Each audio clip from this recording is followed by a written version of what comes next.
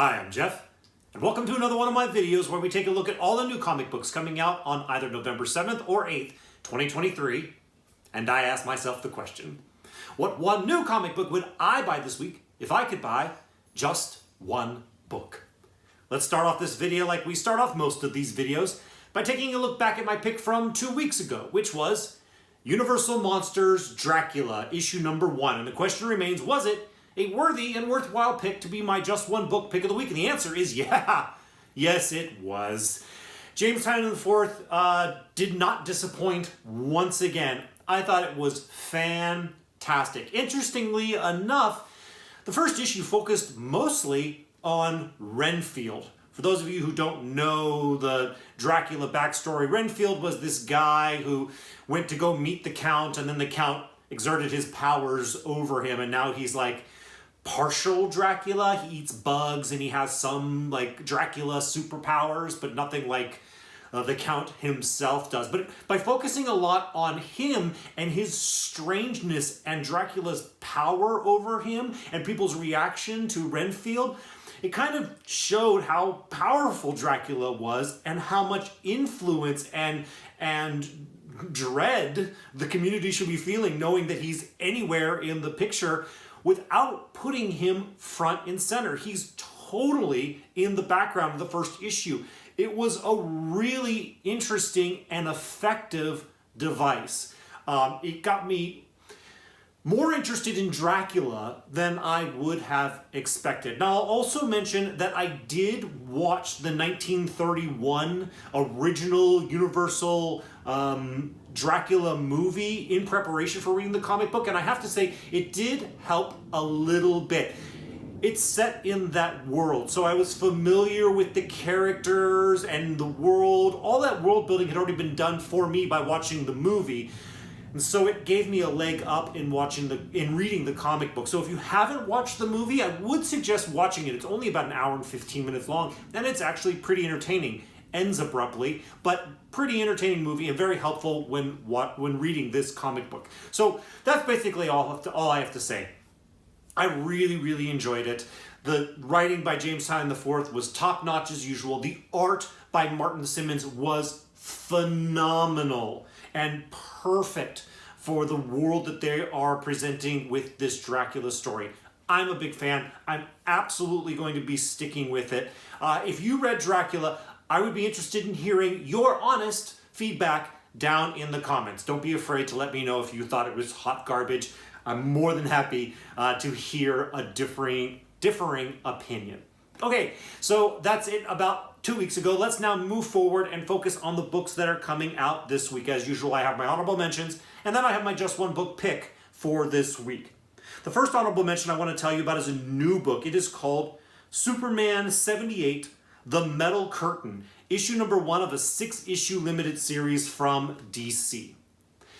Basically, all I have to say about this is that if you want a Superman story, a limited series, presented in the world of Christopher Reeve's Superman movies from the 70s and into the 80s, but as the title indicates, this is the Christopher Reeve's 1978 iteration of Superman. If that genre of Superman interests you to get a limited series out of, maybe you'll consider picking this up this week. The next book I'll let you know about is Batman, issue 139 from DC Comics. Not DC Comics, it's just DC.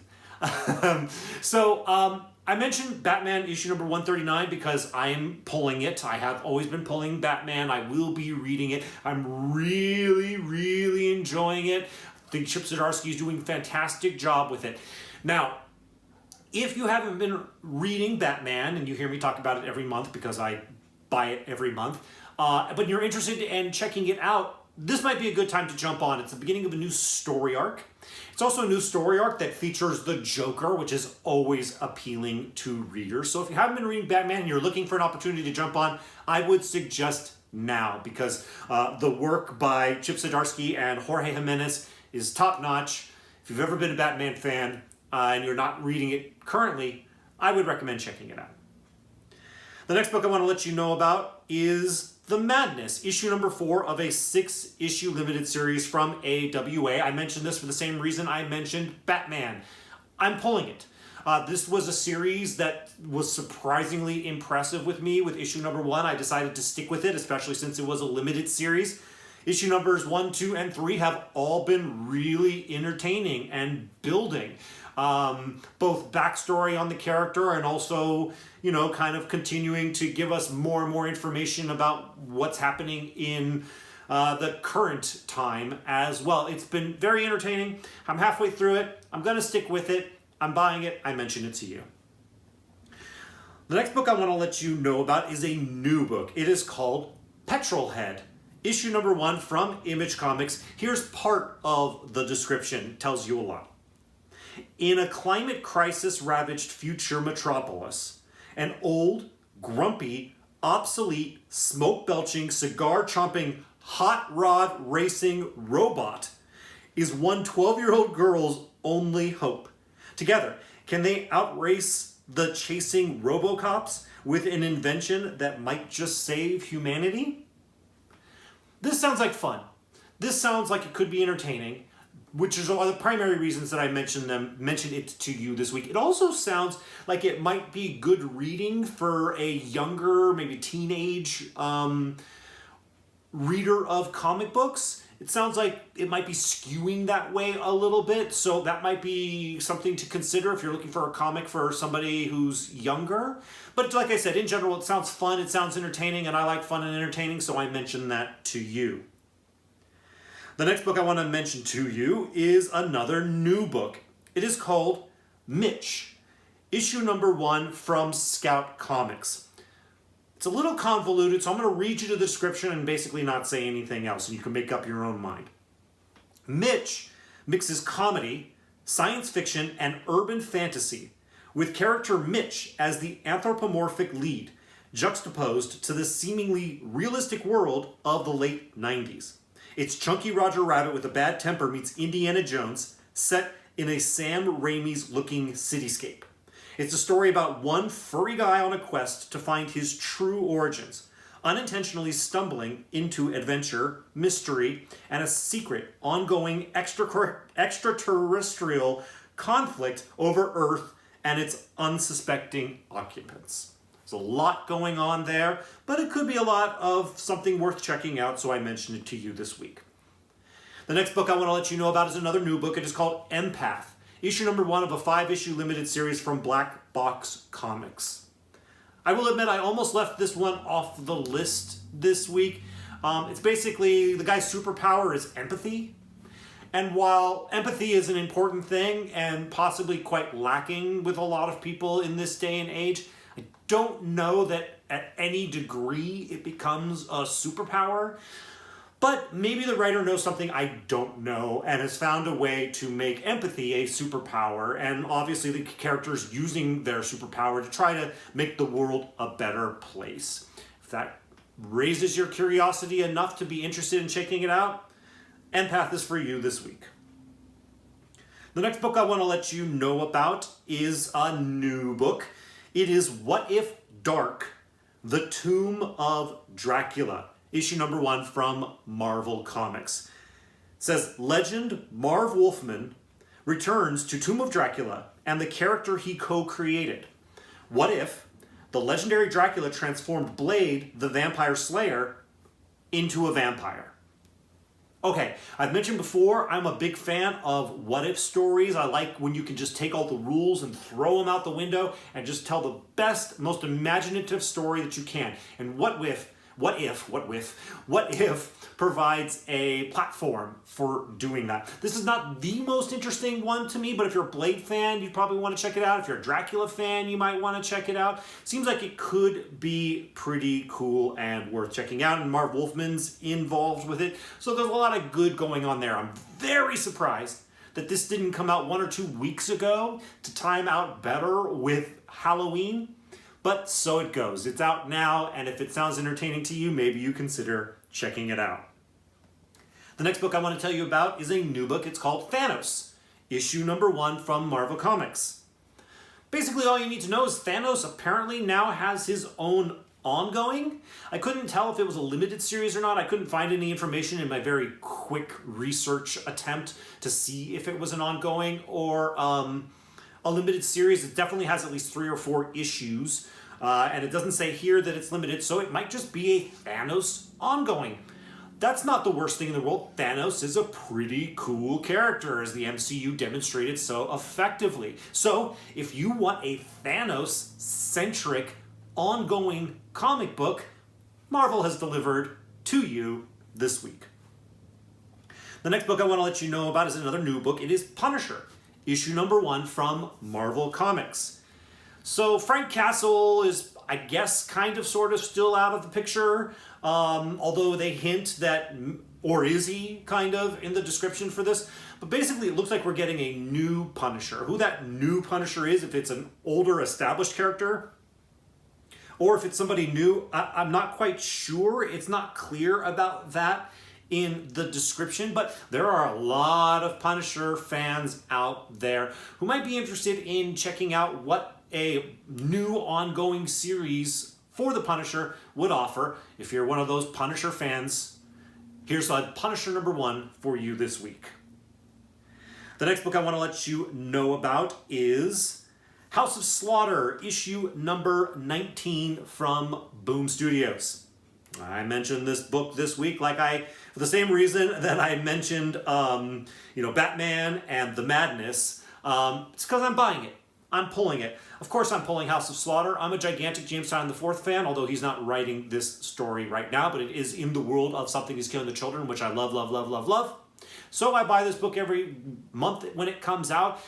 While not as good as Something is Killing the Children, it has been entertaining supplemental storylines, so I am sincerely enjoying it, but I could see it being not for everybody. But it's for me, and because it's for me, I will be buying it, and because I'm buying it, I'm mentioning it in my honorable mentions. And that's the end of the honorable mentions, and that brings us to the one book that I would buy this week if I could buy just one book. And that book is Zawa and the Belly of the Beast, issue number 1 of a 5-issue limited series from Boom Studios. Here's the description. Trapped inside her mountain by pollution-spewing factories, the guardian spirit Zawa only has industrial waste to eat, leading her to a bitter existence of paranoia and destruction. But when 2 siblings from a nearby village help her escape, they'll quickly learn that the way to calming Zawa's heart is through a well-nourished stomach. GLAAD Award-winning and Eisner Award-nominated cartoonist Michael Dialynas crafts a charmingly macabre eco-fable about nature, greed, and the dangers of retribution, and good food shared among friends. Okay, I'll start off by being completely honest with all of you. I am totally biased when it comes to this pick this week. As you all know, I am a big fan of James Tynion IV. Now, why is that relevant? Some of you may know already. Some of you may know already. Some of you may not. Michael Dialynas has collaborated with James Tynion IV on 2 things that I'm aware of off the top of my head previously. First, there was The Woods, which was a 36-issue comic book that came out a couple years ago. And then also Wind, which I believe there was something like 10 or 12 issues of. And so they've worked together, and I thought they worked together really, really well. And through that, it has helped me really to appreciate and respect and to be a fan of Michael Dialynas. His art style is almost like cartoony in a way. He uses it's a very kind of cartoony style with bright colors, but he uses his palette really well. It's interesting because Wind is kind of a bright, magical world, and so his color palette and his cartoon style worked really well there.